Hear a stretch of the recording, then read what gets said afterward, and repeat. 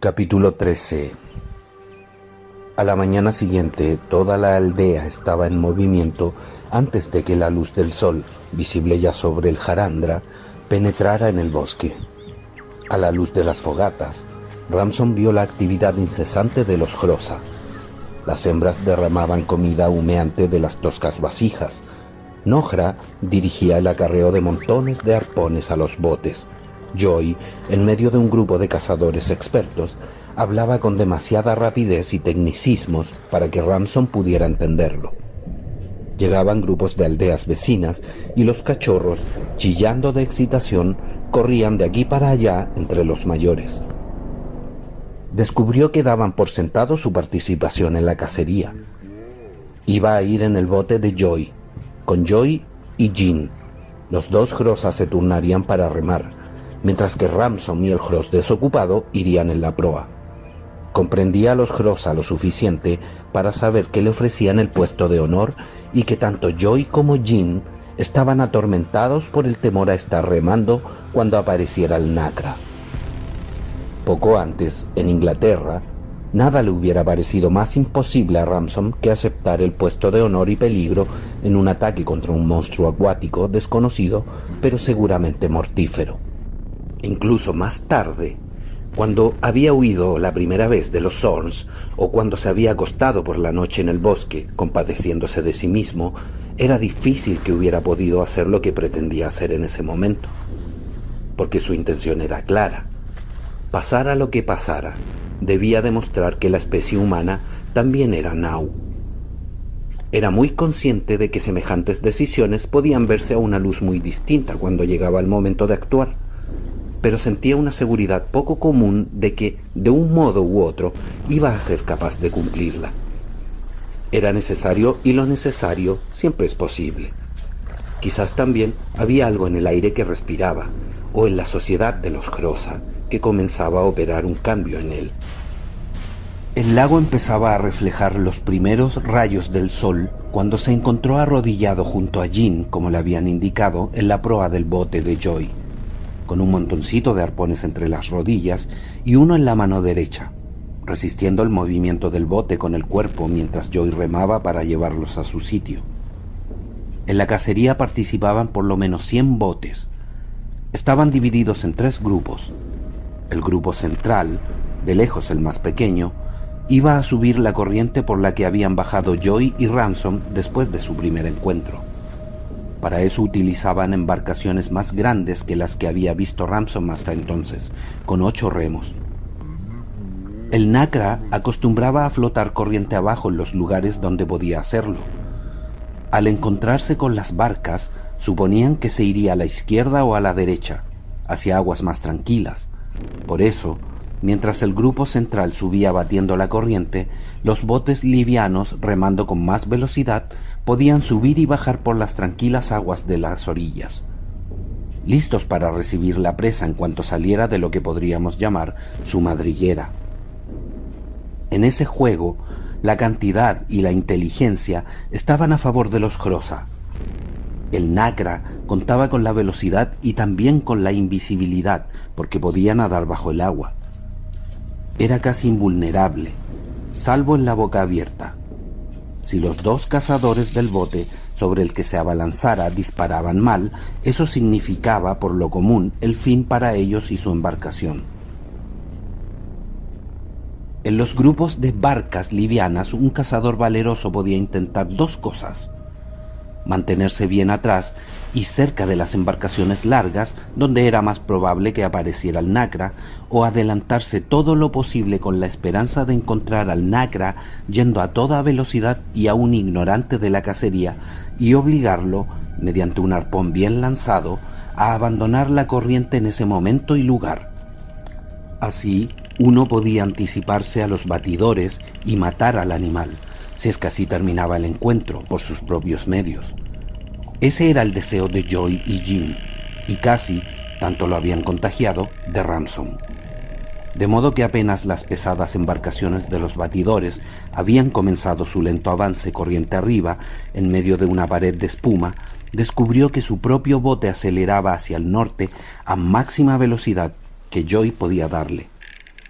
Pasando un bote tras otro y buscando aguas menos ocupadas, la velocidad era estimulante. En la fría mañana, el calor de la extensión azul por la que navegaban no era desagradable. Detrás de ellos se alzaban contra las lejanas cimas rocosas que bordeaban el valle las voces profundas como campanas de más de 200 grosa, más musicales que el ladrar de los mástines, pero semejantes a él en el propósito y en el tono. Despertaron en Ramson algo que había dormido durante mucho tiempo en su interior. En ese momento no le parecía imposible que incluso él pudiera ser el matador del Nacra, que la fama del hombre Nacra Punt fuera transmitida a la posteridad de ese mundo que no conocía ningún otro hombre. Pero había tenido sueños parecidos anteriormente y sabía cómo terminaban. Impuso humildad al tumulto de sus emociones y volvió los ojos hacia el agua agitada de la corriente que bordeaba sin adentrarse y vigiló con atención. Durante un buen rato no pasó nada. Tomó conciencia de la rigidez de su postura y relajó deliberadamente los músculos. Poco después, Jin se dirigió de mala gana a popa para remar y Joy se adelantó para reemplazarlo. Casi en el mismo momento en que hacían el cambio, Joy le dijo en voz baja, sin apartar los ojos de la corriente: «Hay un Eldil sobre el agua que viene hacia nosotros». Ramson no vio nada, o nada que pudiera distinguirse del producto de su imaginación y del movimiento de la luz solar sobre el lago. Un momento después, Joy volvió a hablar, pero no a él. «¿Qué ocurre, nacido en el cielo?» Lo que pasó a continuación fue la experiencia más asombrosa que había vivido nunca en Malacandra. Oyó la voz. Parecía brotar del aire. 1 metro por encima de su cabeza y era casi una octava más alta que la del Hross. Más alta incluso que la suya. Se dio cuenta de que una ligera variación del oído hubiera hecho que el Eldil fuera para él tan inaudible como invisible. «Es el hombre que va contigo, Joy», dijo la voz. «No tendría que estar aquí. Tendría que estar yendo a ver a Oyarsa. Nau torcidos de su propia especie, de Tulcandra, lo están siguiendo. Debería ir a ver a Oyarsa. Si lo encuentran en cualquier otro sitio, habrá maldad». «Él te oye, nacido en el cielo», dijo Joy. «¿Y no tienes un mensaje para mi mujer? Tú sabes lo que ella desea oír». «Tengo un mensaje para Leri», dijo el Eldil, «pero tú no podrás transmitírselo. Iré yo ahora mismo. Solo debéis dejar que el hombre vaya a Oyarsa». Hubo un momento de silencio.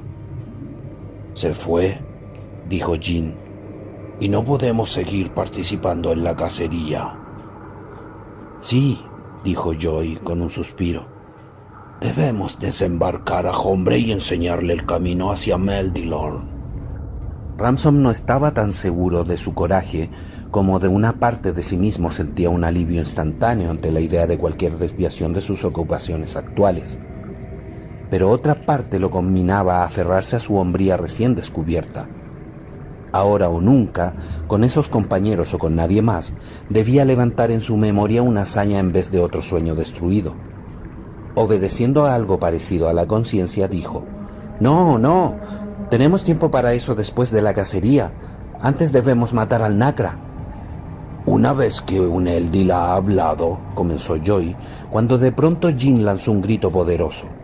Un ladrido lo habría llamado Ramson 3 semanas antes, y señaló algo. Allí, a menos de 400 metros, había una huella espumosa, como de torpedo, y, enseguida, visible a través de una pared de espuma, captaron el destello metálico de los flancos del monstruo. Jim remaba furiosamente. Joy lanzó el arma y falló. Cuando su primer arpón golpeó el agua, el segundo ya estaba en el aire. Esta vez tenía que haber tocado al Nacra. El animal giró saliendo de la corriente. Ramson vio el gran pozo negro de su boca abrirse y cerrarse 2 veces con un chasquido de dientes de tiburón. Ahora él mismo había arrojado el arpón, apurado, excitado, con mano inexperta. «¡Retrocede!», le gritó Joy a Jin, que remaba empleando cada ápice de su enorme fuerza. Luego todo se volvió confuso. Ramson oyó que Jin gritaba «¡A la costa!». Hubo un choque que lo lanzó casi en las fauces del Nacra, y en el mismo instante se encontró hundido en el agua hasta el pecho. Los dientes chasqueaban hacia él. Luego, mientras lanzaba un arpón tras otro dentro de la gran caverna del monstruo boqueante, vio que Joy trepaba increíblemente sobre el dorso del animal, sobre su hocico. Se inclinaba hacia adelante y arrojaba las lanzas desde allí. El Hross fue desalojado casi de inmediato y cayó salpicando a unos 10 metros de distancia. Pero el Nacra estaba herido de muerte. Se revolcaba sobre el flanco, entregando en burbujas su negra vida. A su alrededor, el agua era oscura y maloliente. Cuando Ramson recobró la calma, estaban todos en la orilla, mojados, echando vapor, temblando por el ejercicio y abrazándose unos a otros. Ahora no le parecía extraño ser palmeado por un animal de piel mojada. El aliento de los Xhosa, que a pesar de ser suave, no era humano, no lo ofendía. Era uno entre ellos. Había superado la barrera que los Xhosa, acostumbrados a más de una especie racional, quizás nunca habían sentido. Todos eran Na'u. Habían luchado hombro a hombro contra el enemigo y la forma de sus cabezas ya no importaba. Y hasta él, Ramson, había pasado por la prueba sin deshonor. Había crecido. Estaban sobre un pequeño promontorio libre de vegetación alta, sobre el que habían encallado en la confusión de la lucha. Los restos del bote y el cadáver del monstruo se entremezclaban en el agua junto a ellos. No se oía el menor sonido de la partida de caza. Cuando se habían encontrado con el Nacra, estaban a casi 1,5 kilómetros de distancia. Se sentaron los tres a recobrar el aliento. «Así que todos somos Nakrapunti», dijo Joy. «Es lo que he deseado toda la vida». En ese instante, Ramson quedó ensorbecido por un poderoso estruendo. Un estruendo totalmente familiar. Lo último que esperaba oír. Era un sonido terrestre, humano y civilizado, incluso europeo. Era el estallido de un rifle inglés. Y a sus pies, Joy se esforzaba por levantarse y jadeaba. Mientras lo hacía, apareció sangre sobre la blanca hierba. Ramson se dejó caer de rodillas junto a él. El enorme cuerpo del Hross era demasiado pesado para poder darle la vuelta solo. Jin lo ayudó. «Joy, ¿puedes oírme?», dijo Ramson, acercando la cara a la redonda cabeza de la foca. «Joy, esto ha sucedido por mí. Te han herido los otros Hombra. Los 2 torcidos que me trajeron a Malacandra pueden lanzar la muerte a mucha distancia con un aparato que han construido. Tendría que haberlo dicho. Somos todos una raza torcida. Hemos llegado hasta aquí para traer el mal a Malacandra. Somos Na'u, solo a medias, Joy». No podía expresar lo que quería decir. No conocía las palabras para perdona, o vergüenza, o culpa, ni siquiera las palabras para decir lo lamento. Solo pudo mirar con fijeza y hundido en su culpa sin voz, el rostro contorsionado de Joy. Pero el Hross parecía entender. Trataba de decir algo, y Ramson acercó el oído a la boca que se esforzaba por hablar. Los ojos de Joy iban poniéndose opacos y estaban fijos en los suyos. Pero, incluso en un momento como ese, la expresión de un Hross no le era perfectamente inteligible. «Hom», murmuró, y luego al fin, «Hombre, Nakrapunt».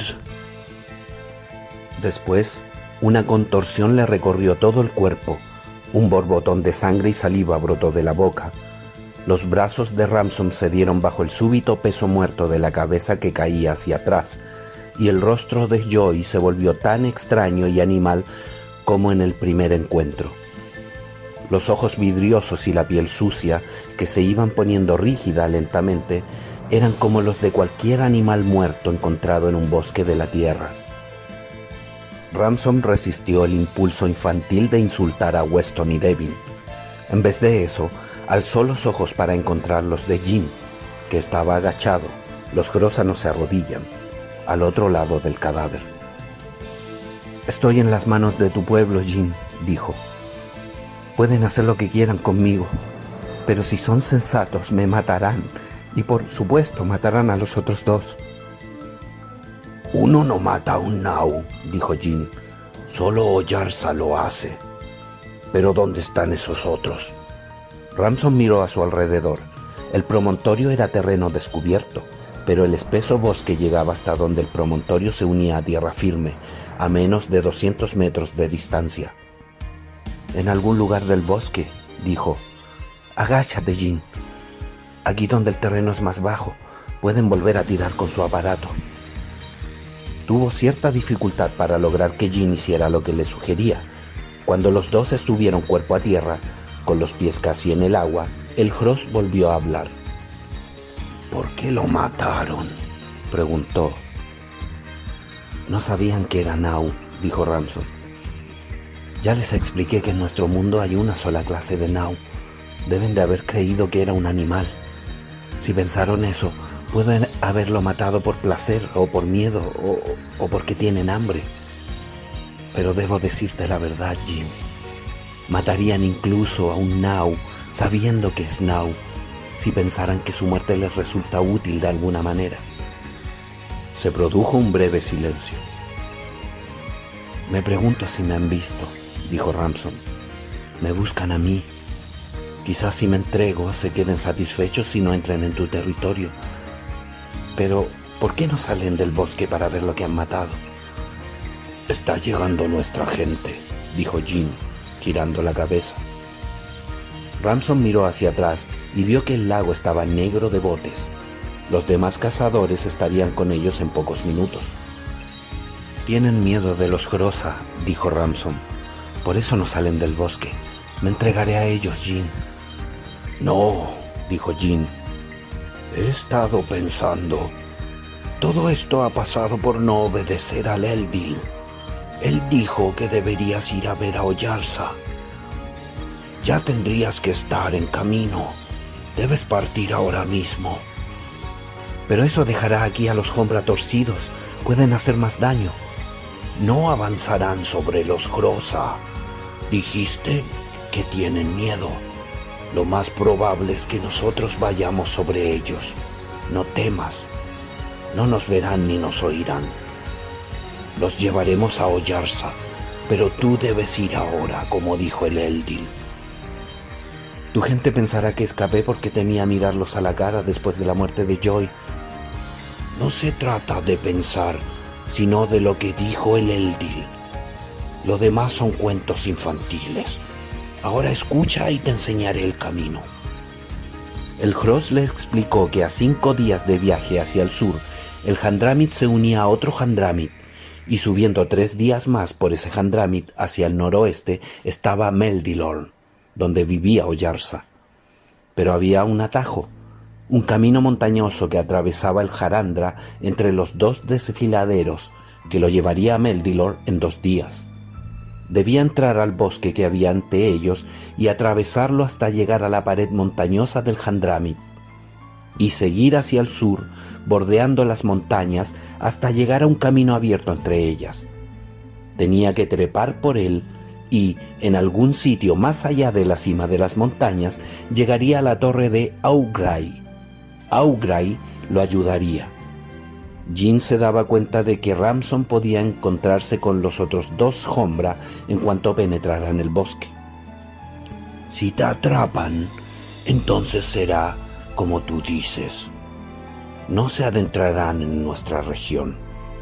Pero es mejor que te encuentren de camino hacia Oyarsa que quedarte aquí. Y cuando estés yendo hacia él, No creo que permita que los torcidos te detengan.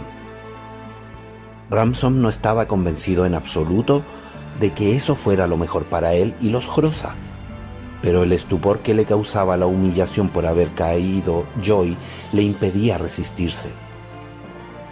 Solo sentía ansiedad por hacer lo que ellos quisieran, molestarlos lo menos posible y sobre todo alejarse.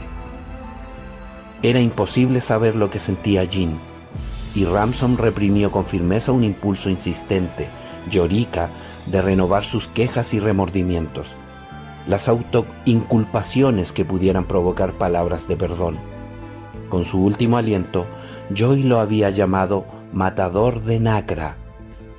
Era un perdón generoso y debía contentarse con él. En cuanto dominó los detalles de su ruta, se despidió de Jin y avanzó solo hacia el bosque.